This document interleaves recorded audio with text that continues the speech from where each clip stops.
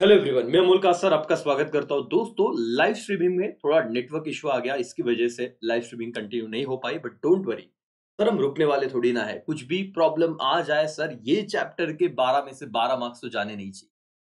दोस्तों, multiple option है इस चैप्टर को पढ़ाने के लिए। स्मार्ट नोट्स है, उसके बाद कुछ क्विक रिवीजन वाले चार्ट्स है। लेकिन अपना इंटेंशन बिल्कुल ही क्लियर है कि आप लोगों ने एक बार अगर ये चैप्टर या सेशन देख लिया तो फिर कोई दिक्कत नहीं आनी चाहिए। बिल्कुल ही कंसेप्चुअल क्लैरिटी हो जानी चाहिए। और ऊपर से एक बात सर, आपके पास ऑलरेडी टेक्स्ट बुक तो है ही। और अगर आपके पास टेक्स्ट बुक है दोस्तों, तो आप अंडरलाइन कीजिए, चीजों को समझिए। और स्मार्ट रिकैप में मैं कुछ आपको इंपॉर्टेंट नोट्स में से पॉइंट भी बता दूंगा। दोस्तों, एक उम्मीद करता हूं मैं कि आप ये पूरा सेशन एंड तक जरूर देखोगे। और जितना आप कंसंट्रेशन से देखो, साल भर आपने बॉस स्किप करके लेक्चर देखे होंगे या ऑनलाइन तो पढ़ा ही नहीं होगा। बट दोस्तों, अगर आप चाहते हो कि आपके इस चैप्टर में मार्क्स सिक्योर हो जाए, पूरा कंसेप्चुअल अंडरस्टैंडिंग आपका बन जाए, तो बस एक हाथ जोड़ के विनती है आपके बेनिफिट के लिए। पूरा लेक्चर भले आप 1.5 पे देखिए, 1.5 की स्पीड पे देखिए, बट देखिएगा जरूर। चलो दोस्तों, शुरू करें हम बिना समय गवाए। Yes or no? Yes sir. Sir, सबसे पहला हमारे टेक्स्ट बुक का पॉइंट इंट्रोडक्शन। ये हम क्यों पढ़ते हैं सर? इसीलिए पढ़ते हैं कि यहां से हो सकता है कि ऑब्जेक्टिव में क्वेश्चन ऑब्जेक्टिव्स के लिए आ जाए। अगर आपने मेरा 3A देखा होगा तो आप एक मेथोडोलॉजी से ना यूज टू हो गए होंगे कि कैसे करना है। लेकिन इस चैप्टर के लिए नोट्स की हेल्प लगेगी, वहां पे मैं जरूर जाऊंगा। लेकिन पहले जो सिंपल बात है उस पर हम बात करते हैं सर। क्या है इन द प्रीवियस चैप्टर? जैसे 3 है, 3A वाला, you have already studied the law of demand which shows the inverse relationship between quantity demand and price of the commodity. Yes sir, ये वाला पहला पॉइंट था। और हमारा एक रिवीजन हो गया कि प्राइस एंड क्वांटिटी डिमांड में कौन सा रिलेशनशिप होता है? इनवर्स रिलेशनशिप होता है। ये पिछले वाले चैप्टर में हमने देखा। Okay sir. The law of demand does not explain the extent of change in the demand due to change in price. Sir, इस लाइन का मतलब क्या होगा, जरा बताओगे क्या? The law of demand does not explain the extent of change. अरे sir, law of demand ये तो कहता था कि जब प्राइस बढ़ेगी तो डिमांड क्या होगा? बताना बेटा। कम होगी। बोलो यस और नो? यस। जब प्राइस कम होगी तो डिमांड क्या होगी? बढ़ेगी। There is a inverse relationship between what? Price and quantity demand. But ये क्या नहीं बता रहा है? ये अमाउंट में, परसेंटेज में एग्जैक्ट फिगर नहीं बता पा रहा है सर कि कितने परसेंट प्राइस चेंज होने से डिमांड पे उसका कितना परसेंट इंपैक्ट आ रहा है। एग्जैक्ट रिस्पॉन्स नहीं बता रहा था सर पिछला चैप्टर। इसीलिए तो हम 3A में आए। इलास्टिसिटी देख रहे हैं सर, रिस्पॉन्स देख रहे हैं कि प्राइस अगर चेंज हुआ तो उसके रिस्पॉन्स में डिमांड कितना बदला। ये कितने का आंसर, कितने परसेंट से बदला। ऐसा नहीं चलेगा प्राइस बढ़ा डिमांड कम, प्राइस कम डिमांड बढ़ा। अरे भाई, कैसे, कितना बताओ। तो ये चैप्टर बताने के लिए इसलिए उन्होंने कहा कि law of demand does not explain the extent of change in demand due to change in price. क्या ये ट्रू और फॉल्स? क्या रहेगा सर ये स्टेटमेंट? ट्रू रहेगा। इसीलिए सर, दस law of demand fail to explain quantitative relationship between price and quantity demanded। बेटा, दूसरा ट्रू और फॉल्स का क्वेश्चन आ गया, आपको पूछा जाएगा बताइए कि लॉ ऑफ डिमांड फेल हो गया है एक्सप्लेन करने को। कौन सा रिलेशनशिप दोस्तों? एक वर्ड आया, क्वांटिटेटिव रिलेशनशिप। आज तक आपने इंट्रोडक्शन को बहुत इग्नोर किया रहेगा। लेकिन ध्यान दो, अगर आप सीए में आगे करोगे, एमबीए करोगे दोस्तों, नींव अगर मजबूत है तो बिल्डिंग कितनी भी बड़ी बना लो सर, दिक्कत नहीं है। इंट्रो छोड़ दोगे सर, इंपॉर्टेंट क्वेश्चन के पीछे भागोगे। मेरे समझ तो लो ये क्यों आए हैं। क्या मुझे बताओ, law of demand quantitative relationship बता रहा है या फेल हो गया? फेल हो गया sir, between price and demand. Therefore इसीलिए अल्फ्रेड मार्शल ने एक्सप्लेन किया कंसेप्ट इलास्टिसिटी ऑफ डिमांड। तो सर, इंट्रोडक्शन में हमको रास्ता मिला कि हम इस चैप्टर पे आ क्यों रहे हैं।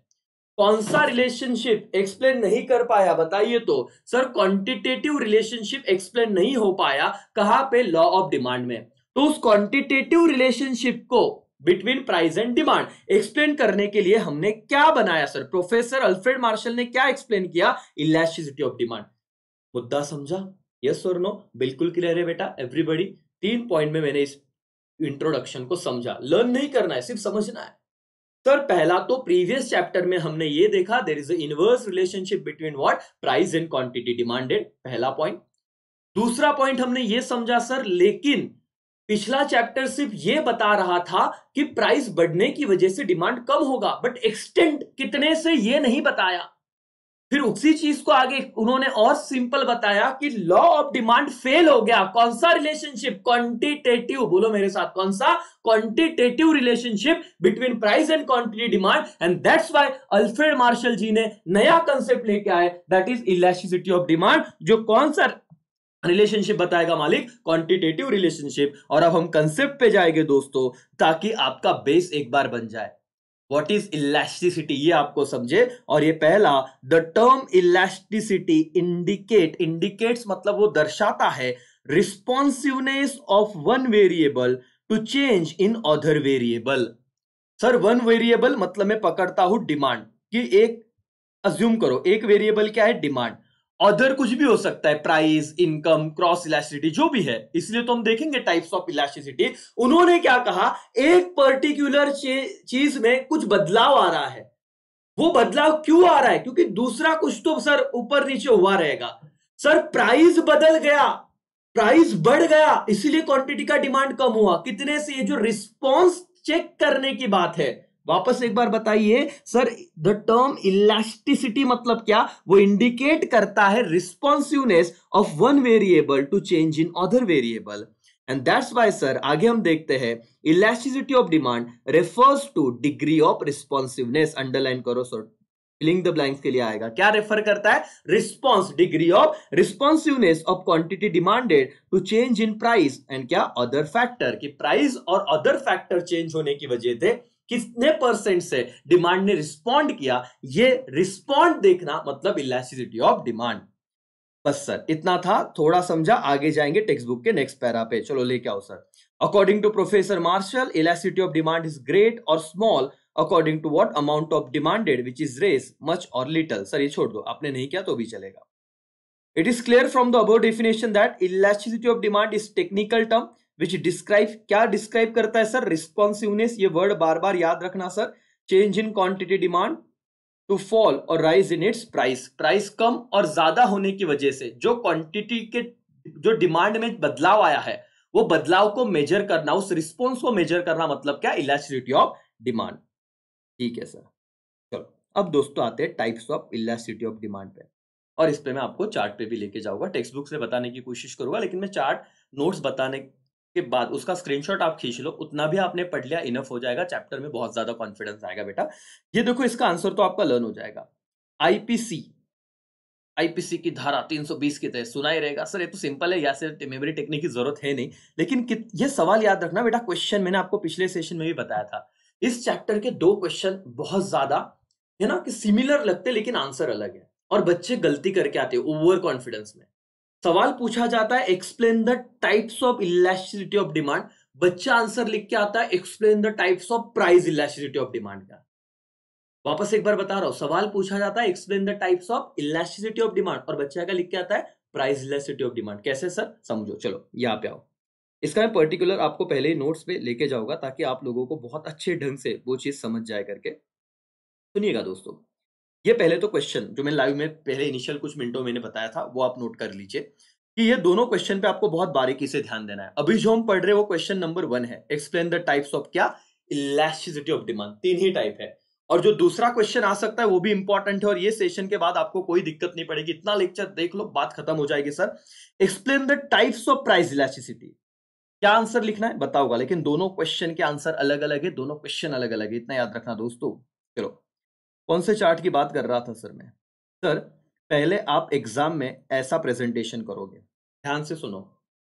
अगर आपको पूछा explain the types of elasticity of demand, बच्चे बोलते हैं सर प्रेजेंटेशन कैसे होना चाहिए? देखो इस तरीके से, आप लोगों ने सबसे पहले ड्रॉ ऐसे बॉक्स निकाल लो, types of elasticity of demand. Sir इससे क्या होगा? सर प्रेजेंटेशन है मालिक, आप चेक करके नजरों में आपकी इज्जत बढ़ जाएंगी, और मार्क्स भी सर हो सकते हैं बढ़ जाए। 3 प्रकार के डिमांड है, प्राइस इलास्टिसिटी, इनकम इलास्टिसिटी और क्या? Cross elasticity. किसके टाइप से? Price elasticity, sorry elasticity of demand के टाइप। किसके टाइप है? इलास्टिसिटी ऑफ डिमांड के टाइप। कितने टाइप है? 3। बोलो कौन सा? इनकम और क्या? क्रॉस। अलग अलग को इन्होंने एक्सप्लेन किया है, लेकिन मैं आपको जहां पे लेके जाना चाहता हूं अब, क्योंकि क्विकली आपको सब चीजें अच्छे ढंग से समझा, आप स्क्रीनशॉट नहीं करेगा सर, इस वाले चार्ट पे yes sir, this chart is very important. अगर आपने इतने पॉइंट भी याद रख लिए तो भी आपको पूरे मार्क्स मिलेंगे और आपका लर्निंग भी हो जाएगा, सिंपल हो जाएगा करके। देखो कोशिश करते हैं सर क्या है। इसका स्क्रीनशॉट आप पहले निकाल लो, चलो क्विक क्विक क्विक। सर मैं भी आऊँ क्या? सर आपको कहाँ पे स्क्रीनशॉट मिले? चलो यहाँ पे स्क्रीनशॉट खींच लो इसका।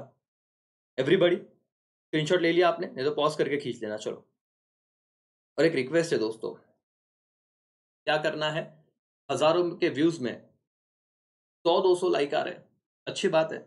आपको अच्छा लग रहा है तो सर किसे बुरा लगेगा, है ना? चलो आइए, भावनाएं समझो आप।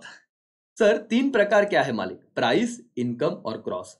मीनिंग समझो सर, और मीनिंग का कितना पार्ट कॉमन है वो समझो। It is all about observation. देखो दोस्तों, प्राइस इलास्टिसिटी देखो, it is the ratio of proportionate change in quantity demanded of commodity. ठीक है, मैं इनकम पढ़ रहा हूं। It is a ratio of proportionate change in quantity demanded of a commodity. जितना येलो कर रहा हो उतना ही पढ़ो। Cross elasticity, it is a ratio of proportionate change in quantity demanded of one commodity। Sir ये क्या है? लैंग्वेज का सिमिलरिटी देखो, आपको बहुत चीज जब एक साथ होती है ना तो आपको ऐसा लगता है आप इतने सारा लर्न कर रहे हो। हेडर तो लर्न हो गए, अब समझो it is which change, it is a ratio. Sir what is price elasticity? एक ratio, it is a ratio of proportionate change in quantity demand of commodity to a given proportionate change in price. तो एक commodity का price change होने की वजह से उसके quantity demand में कितना प्रोपोर्शनेटली चेंज हो रहा है। मतलब 10% अगर प्राइस चेंज हुआ तो डिमांड 20% से बढ़ रहा है, 2% से बढ़ रहा है, नहीं बढ़ रहा है, इसको चेक करना। मतलब कौन सा elasticity of demand? Price elasticity of demand. What is income elasticity, sir? It is ratio of proportionate change in quantity demand of commodity to proportionate change in क्या बेटा? Income of individual। कि individual लोगों का income change होने के बाद, person का income change होने के बाद उसके डिमांड में क्या बदलाव आया, ये मेजर करना मतलब इनकम इलास्टिसिटी ऑफ डिमांड। लेकिन क्रॉस इलास्टिसिटी देखते हैं सर।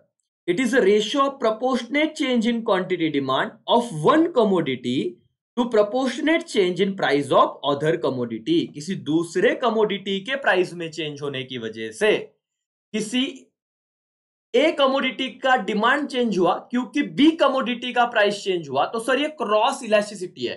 यहां पे उसी कमोडिटी का प्राइस नहीं चेंज हो रहा है, सर चाय का प्राइस बढ़ा तो कॉफी का डिमांड इंपैक्ट हो गया, इसे क्या कहेंगे? Cross elasticity. चलो सर भावना तो समझी, लेकिन अब मैं प्राइस इलास्टिसिटी पे वापस जाऊंगा। मीनिंग लिखने के बाद मेन फैक्टर क्या है सर? प्राइस इलास्टिसिटी में मेन फैक्टर रहेगा प्राइस।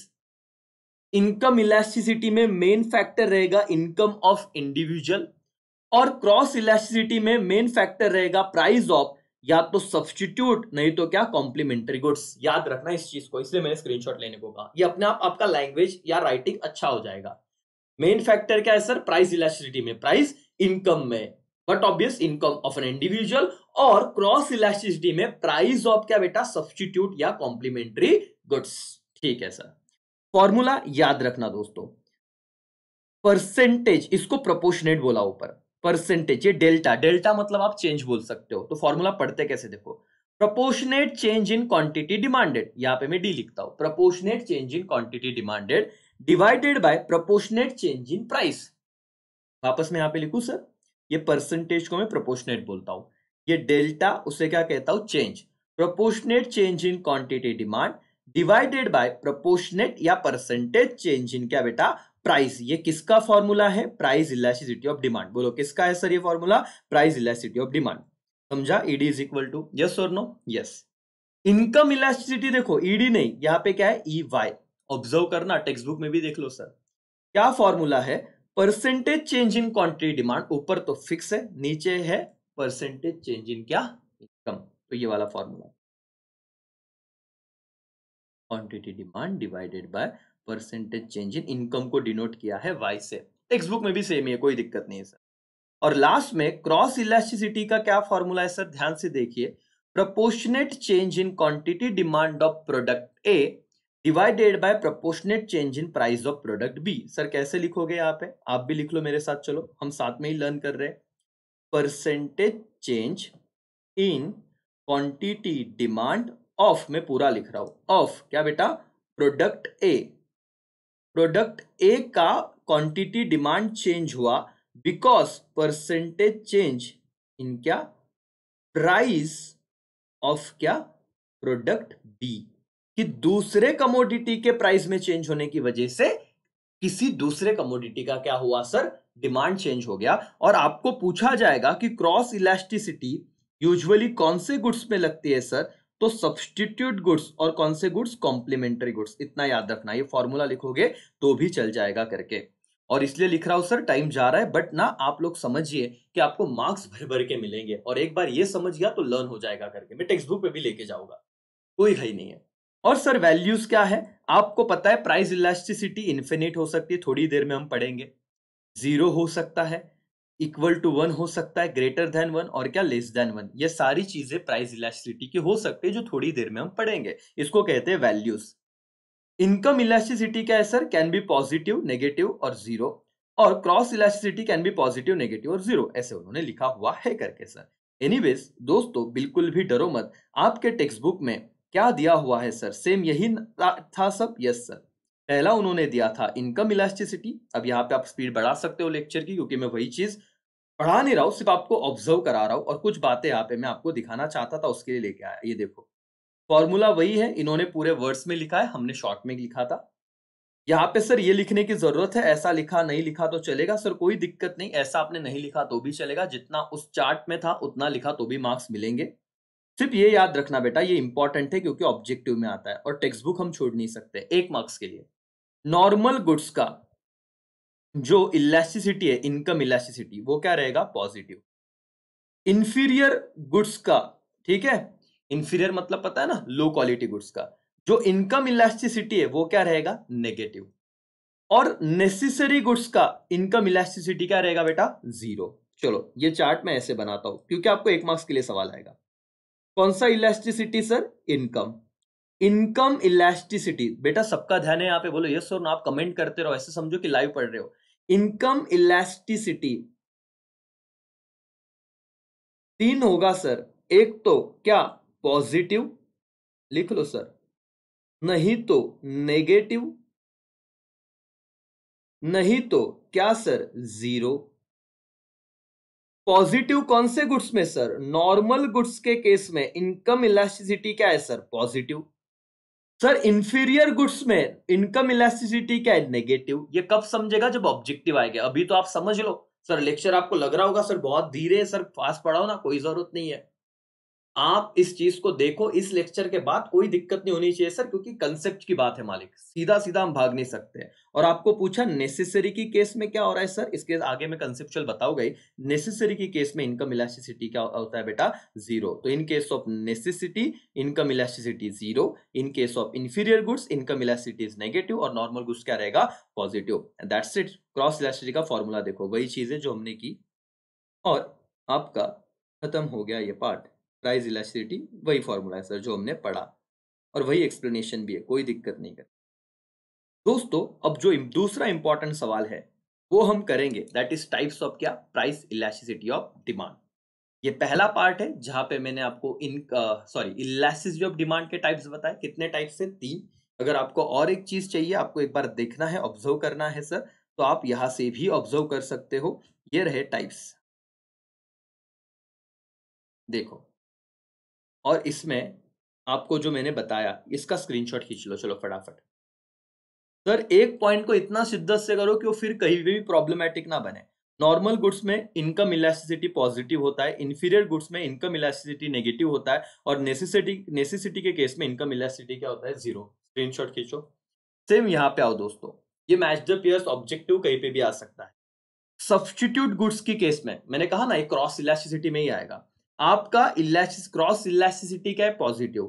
कॉम्प्लीमेंट्री गुड्स के केस में क्रॉस इलास्टिसिटी क्या है, नेगेटिव। और नॉन रिलेटेड गुड्स के केस में क्रॉस इलास्टिसिटी जीरो। बेटा मैं दावे के साथ कहता हूं कि किसी बच्चे को जिसने डिटेल में नहीं पढ़ा, इसका आंसर आना बहुत ज्यादा मुश्किल है। सर अगर सब्स्टिट्यूट गुड्स से, सब्स्टिट्यूट चाय और कॉफी, और पूछा क्रॉस इलास्टिसिटी क्या रहेगा, आपने आंसर करना है पॉजिटिव। अगर कॉम्प्लीमेंट्री गुड्स है, मतलब सर कार एंड पेट्रोल, उसमें क्रॉस इलास्टिसिटी क्या होगा, आंसर इज नेगेटिव।